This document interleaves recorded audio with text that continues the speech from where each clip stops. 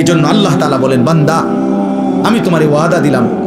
দেখেন আল্লাহ তাআলা বলতে চায় এটা, বান্দা আমি যে কোনো মূল্যে তোমারে জান্নাত দিতে চাই। তুমি না আমার মোমেন বান্দা, ঠিক আছে 11টা মাস, ঠিক আছে গুনায় গুনায় তুমি বরবাদ হয়ে গেছো।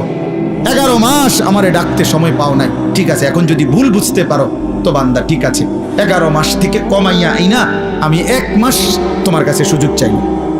যা, 1টা মাস আমারে সুযোগ দাও, 1টা মাস গুনাহ ছেড়ে দাও, 1টা মাস আমার হুকুমগুলো পালন করো।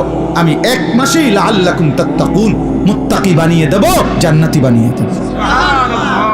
তবুও যদি কদর না করো তো আল্লাহর নবী বলছেন, জিব্রাইল এই জন্য রমজানের লাস্টে আইসা জিব্রাইল বলছে, ইয়া রাসূলুল্লাহ এত বড় রমজান পেয়ে ইফতারের নেকি, সেহরিতে নেকি, তাহাজ্জুদে নেকি, তারাবির 20 রাকাত নামাজে নেকি, 5 ওয়াক্ত নামাজে নেকি, শেষ দশকের এতেকাফে নেকি, সবে কদর তালাশ করার দ্বারা নেকি, জিকির করার দ্বারা নেকি, তেলাওয়াত করার দ্বারা নেকি, দোয়া করার দ্বারা নেকি, কাউকে সামান্য ইফতার করাইলো নেকি, এরপরে একটা নফল একটা ফরজের সমান, একটা ফরজ 70টা ফরজের সমান।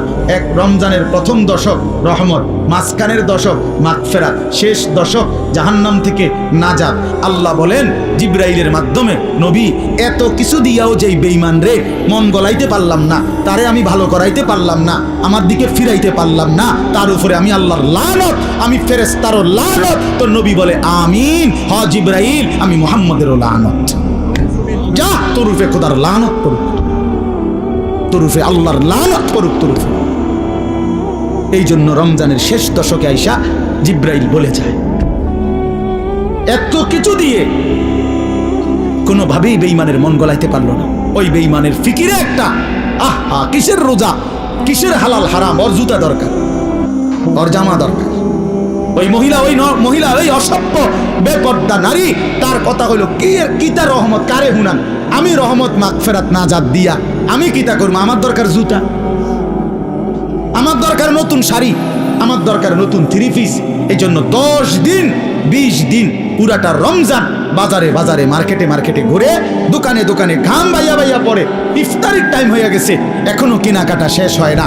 সবে বড় কদর কই গেল, এতেকাফ কই গেল, আল্লাহর জিকির তেলাওয়াত কই গেল, 70 গুণ নেকির রমজান কোথায় গেল? সব কিছু এক জোড়া জুতার জন্য, একটা জামার জন্য, একটা